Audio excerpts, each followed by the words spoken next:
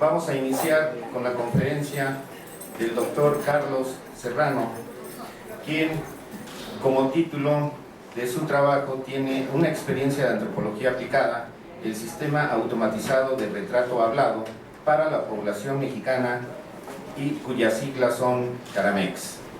Bien, el doctor Carlos Serrano es doctor en antropología biológica por la Universidad de París y miembro tanto de la Academia Mexicana de Ciencias como del SNI.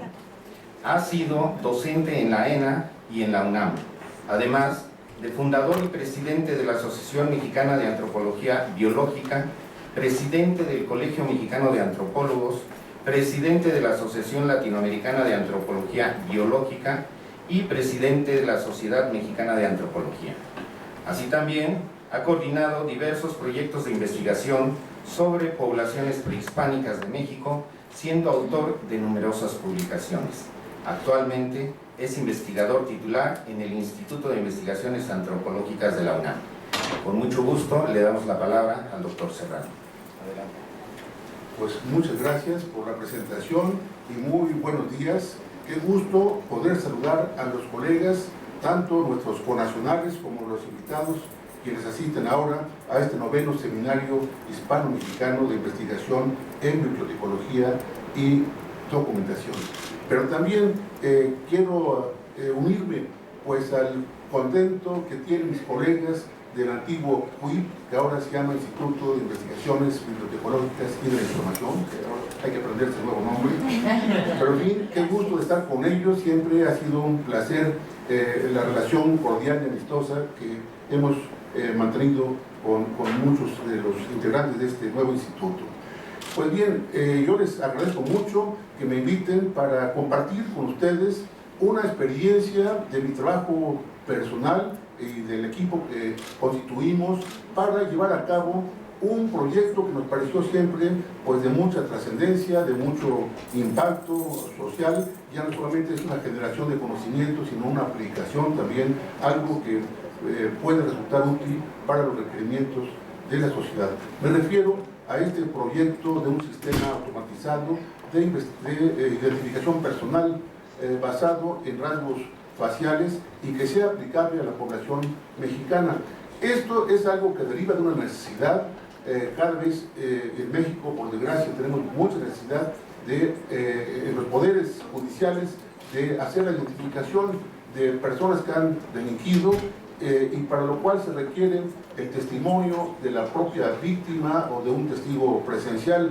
Bueno, esto nos fue requerido a los antropólogos, al Instituto de Investigaciones Antropológicas, porque realmente esto parte de un conocimiento que tiene la antropología. Uno de sus objetivos es el estudio del conocimiento de la variabilidad física, somática de las poblaciones humanas, en este caso que corresponde a la propia población mexicana. Nosotros lo hicimos con mucho gusto, tenemos la experiencia después de muchos años de haber trabajado con población indígena en México. Tenemos muchos grupos indígenas a través de todo el territorio nacional. Tenemos un proceso muy intenso, aunque desigual, según región y época, de mestizaje, la mezcla, el contacto que hubo a partir del siglo XVI, tanto de los grupos aborígenes, los nativos de América, americanos, pero también la población, la gente que llegó tanto de Europa como de África. Esto ha dado como resultado una población de una gran variabilidad, un perfil antropológico, genético antropológico, pues muy variable. Y esto es lo que había que conocer para poder elaborar este sistema que nos estaban pidiendo, para sustituir o para ampliar el uso del clásico retrato hablado por lápiz, por dibujo, que hace un artista realmente, una forma más práctica, más rápida, más sencilla para lograr la identificación de un delincuente que está buscando a partir del testimonio que da alguna persona. Pues esto es lo que yo quiero desarrollar ahora. Quiero mostrarles en qué consistió este esfuerzo que nos tocó encabezar en el Instituto de Investigaciones Antropológicas. Comienzo con algunos antecedentes. Y cito aquí a Alphonse Bertillon, el gran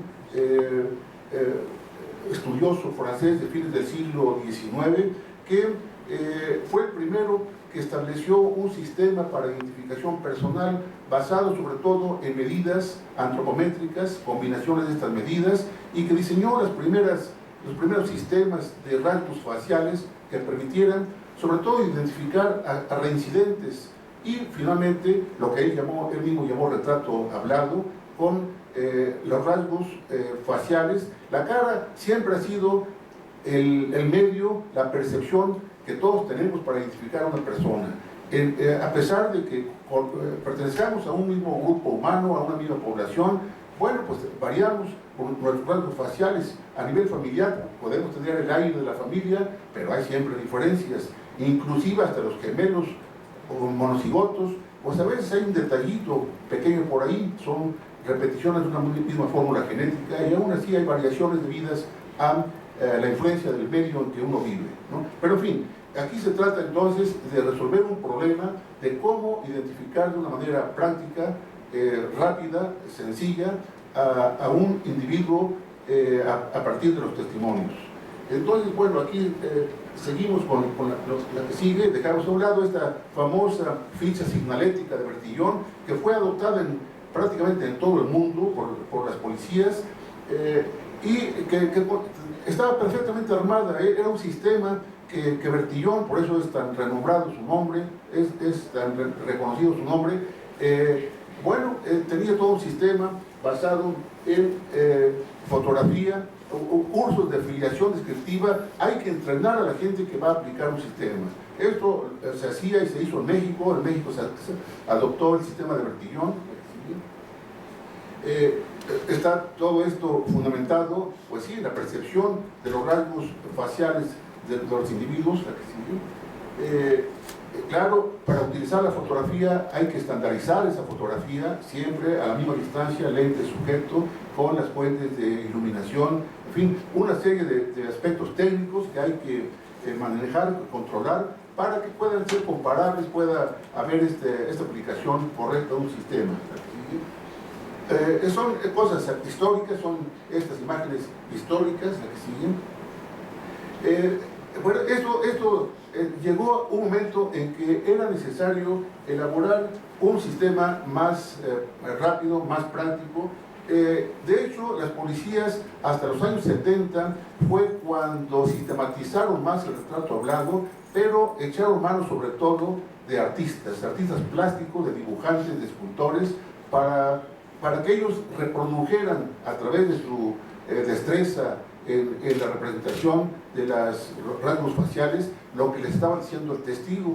Esto obliga a que el artista se vuelva también un poco psicólogo, cómo establecer ese rapport, esa relación con la persona que le está dando la información, para lograr plasmar en un dibujo lo que es la persona, el individuo que se pretende reconocer.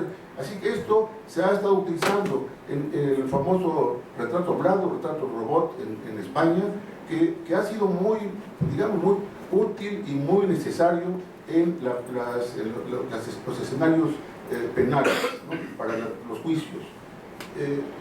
Este retrato hablado entonces pues exige una gran destreza, y hay que reconocer la calidad de los artistas que lo utilizan.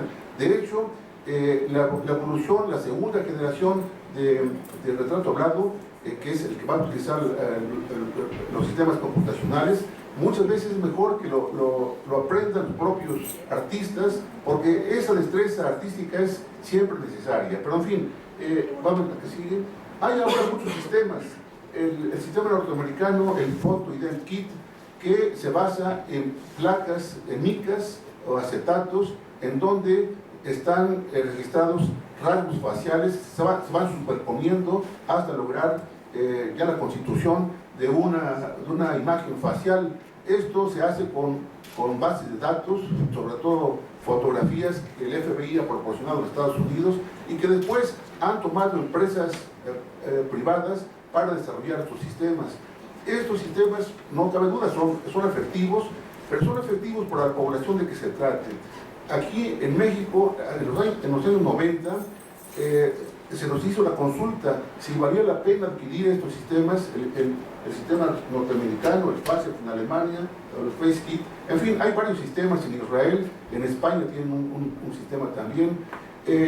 Bueno, lo que consideramos nosotros es que es muy costoso un sistema que está comercializado por empresas privadas, que requiere inclusive la compra de equipo particular para poder aplicarlo, de manera que nosotros pensamos que era más fácil desarrollar un propio sistema adaptado al uso en la población mexicana, utilizando lo que es la variabilidad propia de nuestra población. Y ese fue el reto, esa fue la empresa que nos tocó desarrollar un sistema propio, computarizado, de identificación personal.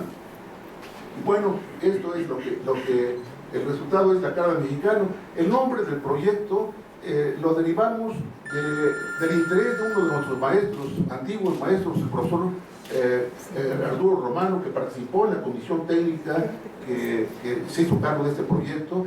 Él desde siempre, hacía 30, 40 años, nos había comentado lo importante que era documentar esta variabilidad facial en la población mexicana, tan tremenda, tan amplia, y que deriva justamente de un proceso de mestizaje en donde se incorporan elementos tanto indígenas, americanos, como europeos y africanos. Inclusive, no hay que desdeñar también la aportación filipina en la colonia. Durante la época colonial hubo gente que llegó de las Filipinas y después de China y de diferentes países asiáticos. Pero en fin, lo básico son estas tres, digamos, fuentes de constitución, de configuración de la población contemporánea de México: la indígena, la europea y la africana. Esto se realizó entre 1993 y 1996. Se entregó en 96 el primer producto, el primer sistema, y una segunda versión en el 2002.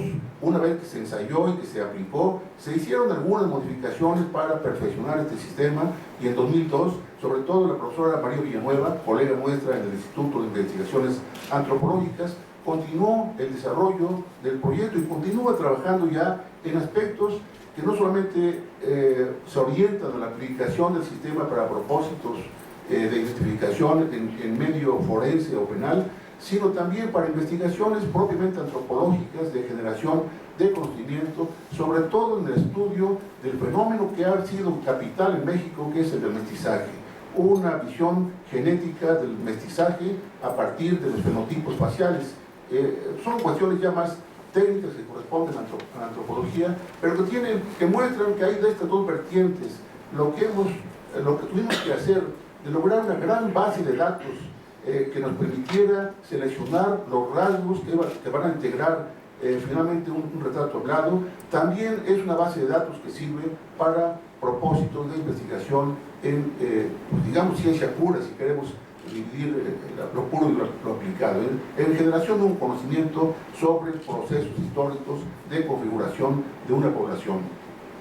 Y bueno, les decía, México es un país con una población muy variable y que es resultado de cinco siglos de mezcla, porque detrás de esos 5 siglos de mezcla hay 10 milenios de presencia humana en lo que es el territorio mexicano actual, ¿no? Desde las primeras emigraciones que poblaron América, pero después este proceso de encuentro con gente de diferentes proveniencias geográficas, de tal manera que si ahora vemos al país México, vamos a poder ver cómo los fenotipos, las apariencias físicas, sobre todo a nivel de la cara, vamos a encontrar que es un reflejo de la historia poblacional, la historia biológica de la población mexicana. En el norte hay un predominio de los fenotipos, las apariencias o los rasgos faciales europeos. Hubo más presencia europea en el norte. En el sur, al contrario, una densidad indígena muy grande que se mantiene, estaría presente. Y en el centro hay ahí una mezcla promedio, digamos, entre indígena y europeo, y lo africano se encuentra sobre todo en las costas de Michoacán, de Guerrero, o la costa de Veracruz y Tabasco. Esto es un poco la historia. Durante la colonia se elaboró un muy digamos, ingenioso sistema de combinaciones genéticas, las castas, que están representadas por los artistas de la época. Hay estos cuadros de castas, pues en España, el Museo de Madrid, en Sevilla, el Museo del Virreinato aquí en México, en donde están representadas las combinaciones múltiples que se daban de español e indígena, y con negro, y con las diferentes generaciones que se van sucediendo, cómo eran estas combinaciones, algo que pues era muy importante socialmente en la época y que después fue imposible de aplicar. Es tal la cantidad de combinaciones posibles que ya no se puede clasificar a la gente por su apariencia física, porque además ahora sabemos muy bien que la genética pues tiene sus reglas y que la distribución de los rasgos físicos entre una generación a la siguiente pues es bastante azarosa. Son las combinaciones que se hacen de los genes en la descendencia los que dan la apariencia física. Y en una misma familia, en México lo sabemos muy bien, en una misma familia los hijos pueden ser muy blanquitos y muy morenos, en fin, sin la intervención de ninguna otra fuente, por supuesto.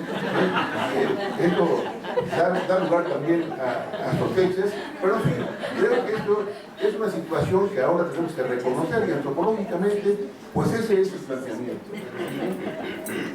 Es un hecho también que en México se conservan muchos grupos étnicos que ya no podemos decir que no tengan presencia de un ligero, inclusive, flujo génico desde lo europeo, pero que se conservan con una identidad propia, guardando su lengua, su indumentaria, sus costumbres, su cosmovisión, y que es posible entonces reconocerlos de norte a sur. Bueno, y el antiguo Instituto Nacional Indigenista, o la Comisión Nacional de los Pueblos Indios ahora, puede decir que son 60 grupos indígenas, depende de los criterios para identificar a estos grupos.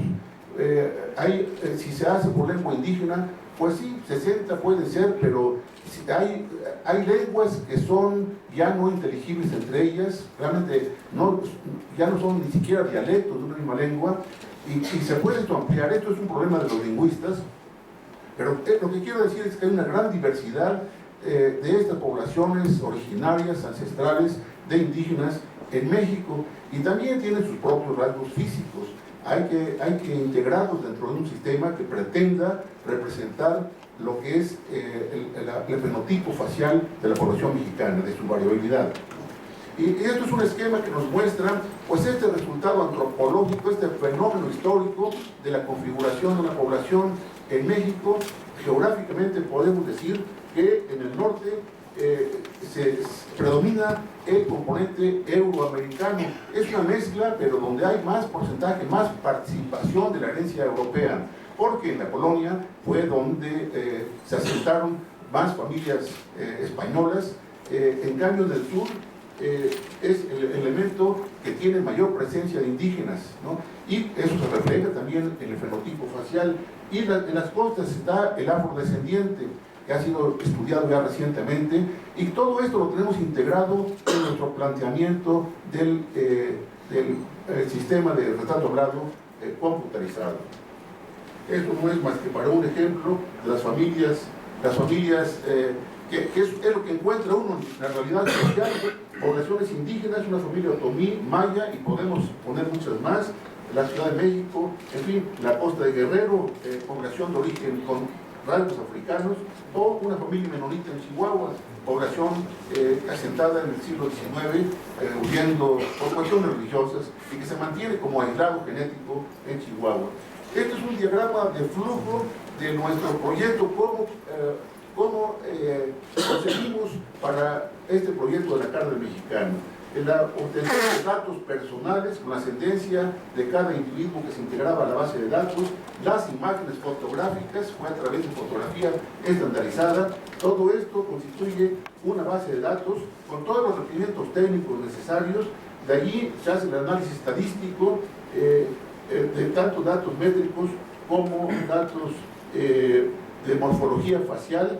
Todo esto permite ya seleccionar la información, la desagregación de rasgos faciales individuales, nariz, ojos, boca, todo lo que constituye una cara, se desagrega, se separa para constituir la base de datos que luego se va a integrar por la indicación del testigo, que va a decir el sujeto era así, tal tipo de nariz, tal tipo de ojos, de cejas, etc. Todo esto nos lleva ya finalmente a el acervo digital que se va a utilizar para construir el retrato hablado. Y esto se reproduce en un disco para poder ya aplicarlo en el propósito de identificación personal. Ejemplos nada más de lo que hicimos: las fotografías estandarizadas, las que siguen, la cédula de registro de los datos personales, viendo los antecedentes genealógicos de cada sujeto, padres, abuelos, el registro de las valoraciones visuales, morfoscópicas, la presencia de arrugas, de lunares, de cicatrices, etc. Lo que puede identificar a un individuo, las mediciones antropométricas, sí, faciales, antropométricas faciales, que se hicieron, pero ahora sobre la pantalla, sobre la imagen, y ya no directamente como clásicamente se ha hecho en la antropología, y esto facilitó mucho el trabajo. Esta es la imagen de la pirámide poblacional, sobre todo gente joven. El promedio de edad era de 22, 23 años, aunque tenemos gente hasta de 70 y de 80 algunos, pero es básicamente una población joven la que integró la base de datos para este proyecto. Y estas son las categorías de rasgos que la antropología ha utilizado desde hace muchos años. Por ejemplo, aquí las formas faciales que fueron de un actor alemán, Poe, y aquí lo interesante es que pudimos averiguar sus frecuencias en México, estadísticamente analizadas, cuáles son las que se presentan con mayor frecuencia, las características físicas de nuestra propia población, la que sigue, y este análisis estadístico que nos muestra esa dispersión de valores de los 3.000 sujetos estudiados. Bueno, cómo se van dispersando en esta nube de puntos, en la periferia los rasgos extremos, en el centro los más frecuentes, y de ahí pudimos entonces encontrar cuáles son los elementos que debieran constituir el acervo digital de la base de datos para aplicarla en la reconstrucción facial. Los análisis estadísticos para estas diferentes medidas y características, las que siguen, cómo se pueden analizar estadísticamente para ver qué es lo más frecuente y qué es lo susceptible de ser encontrado más raramente. Todo esto es parte de un análisis para constituir la base de datos. Y son las valoraciones por ejemplo, perfil de la nariz, desarrollo del apéndice nasal. Todos estos aspectos están integrados en este análisis que se realizó. ¿Sí? Todo esto da como resultado archivos digitales de todos los rasgos estudiados, y que eso es la base del proyecto. La que sigue, por favor. Vamos a ver ejemplos, todas las categorías que fueron seleccionadas para el retrato hablado, y el resultado es la construcción de un retrato hablado que es muy realista, una comparación entre un retrato hablado por dibujo del artista y el que se hace utilizando el sistema que elaboramos nosotros. Y claro, es un proceso, vamos a seguirlo rápidamente. Se va agregando el tipo de rasgo según el testimonio del individuo, se puede ir cambiando, se puede ir ensayando el tipo de peinado, el tipo, todo lo que es posible, inclusive los aditamentos, anteojos y gorras, etc. Y bueno, de una manera muy rápida, lo que les puedo poner aquí, simplemente para terminar, un ejemplo de la aplicación. Tenemos muchos ejemplos de la aplicación del sistema. En 2006 hubo un caso muy interesante, de un caso delincuencial, una asesina serial, la famosa Matayejitas, bueno, porque durante varios años no se le pudo atrapar.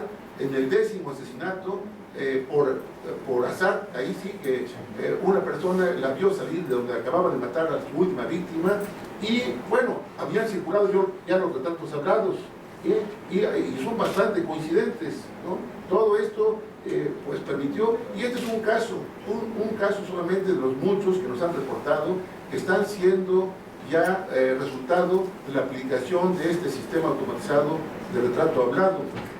Esto es algo, inclusive hasta en la propia Universidad de England nos han pedido que participemos, y en algunos casos que nos han perjudicado. Nosotros hemos tenido casos de asesinatos, por desgracia, colegas, en donde la aplicación de este sistema ha sido útil para la identificación, pues, de los delincuentes.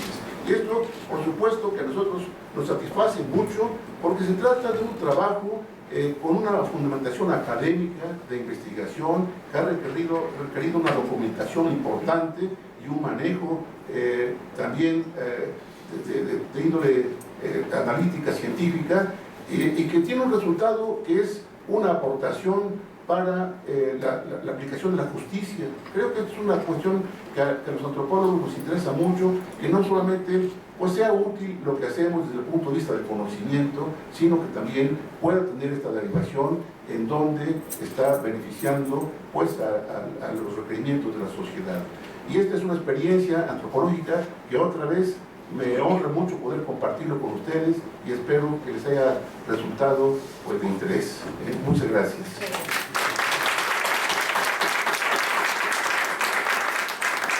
Muy clara la exposición del doctor Serrano. Creo que nos ha dejado mucho que pensar con respecto a este tipo de sistemas que van a ayudar al Poder Judicial a atrapar a los malos. Por un lado. Por el otro, todavía tenemos 5 minutos, si nos permite el doctor Serrano, pues sí, que el público aquí presente nos pudiera hacer una pregunta, ¿sí? O alguna duda, alguna aclaración, Un comentario. algún comentario. Bueno, pues, ¿lo podemos abrir, doctor? Sí, por supuesto. Muy bien.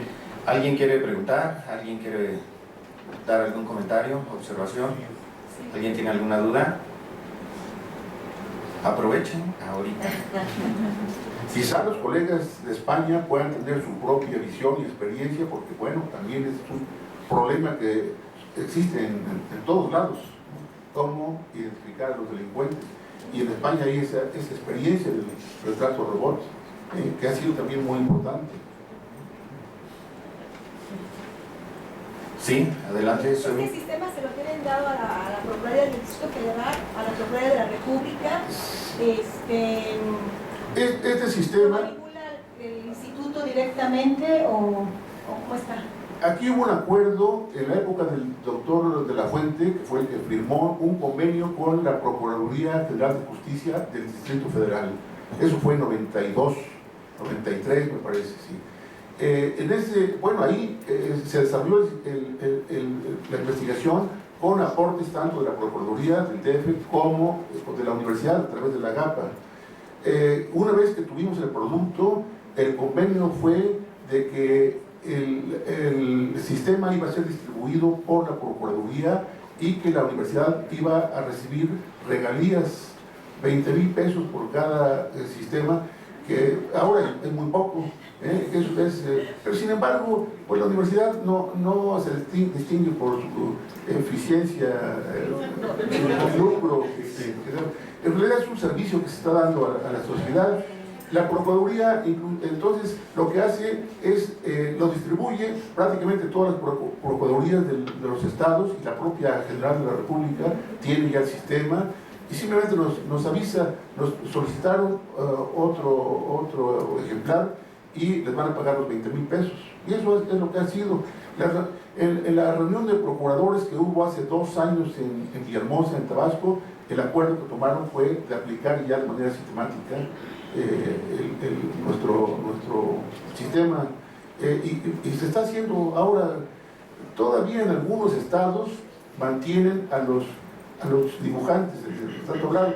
La recomendación es que ellos mismos se entrenen con este nuevo sistema, y que no se sientan desplazados, porque había ya la cosa de que, bueno, van a sacar de... Sí, exactamente. No, y creo que ha sido muy útil en este sentido, porque son gente que tiene ya mucha experiencia y mucha capacidad de relación con los testigos para poder infundirles la tranquilidad, la confianza, para que les den la información.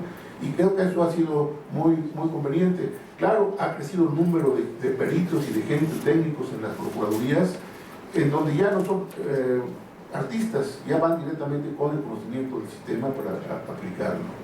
Pero, de hecho, esto ha despertado mucho interés, no solamente en la Procuraduría, sino, por ejemplo, en la Comisión Nacional de Derechos Humanos, que también tienen casos en donde requieren de identificación. Ha habido también interés en otros países, En Colombia, por ejemplo, nos pidieron asesoría y están llevando a cabo, y se llama ahora la carta del colombiano. Bueno, aplicaron directamente lo que aquí nosotros denunciamos, y están en Centroamérica lo mismo. Esto inclusive en Estados Unidos para la población latina tiene esa aplicación. O sea, ha tenido mucho éxito. Yo diría, ha sido un producto que, pues qué bueno para nosotros en antropología que tengamos esta imagen que se ha logrado proyectar y que sobre todo que haya sido un resultado feliz en su aplicación. Muy bien, ¿alguien más? Sí.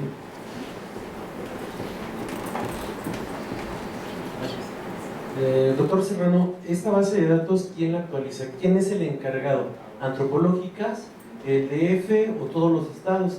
Y si fuera en cada uno de los estados, ¿cómo mantienen una red, si es que existe, para no meter duplicados, por ejemplo? No, hasta ahora, no, es que eso ahora no se puede impedir que pueda haber piratería, pues sí, es natural. Pero, de hecho, nosotros seguimos manteniendo, digamos, la coordinación de lo que pueda ser una adición a este sistema. De hecho, en 2002 se hizo una revisión ya con experiencia y se mejoró el sistema. Ahora ya hay la posibilidad inclusive de incorporar nuevos elementos, porque se ha seguido trabajando con aspectos muy particulares, por ejemplo, morfología de la oreja. La oreja es un órgano tremendamente variable y es muy útil, y no tiene ahora aplicación en el sistema que se utiliza, pero se puede incorporar, y así como eso muchos otros elementos que ahora se están trabajando. Simetrías y asimetrías faciales es algo que se puede ampliar muchísimo más. Hay cuestiones caracteres pigmentarios que ahora no incluimos, los tenemos registrados: color de piel, color de ojos, color de cabello. Bueno, eso se puede incorporar y enriquecer el sistema. Así como está, ya ha sido muy útil, pero se puede seguir, y somos nosotros los que tenemos el registro de propiedad intelectual. Entonces, somos los que podemos continuar esto, y tenemos muy buena relación con las procuradurías, básicamente con la del DF y con la General de la República. Entonces, bueno, lo que se ha requerido, la universidad estará pendiente para continuar ampliando y mejorando el sistema. Muy bien, agradecemos al doctor Carlos Serrano su magistral conferencia, ¿sí? Y vamos a despedirlo con un fuerte aplauso. Muchas gracias.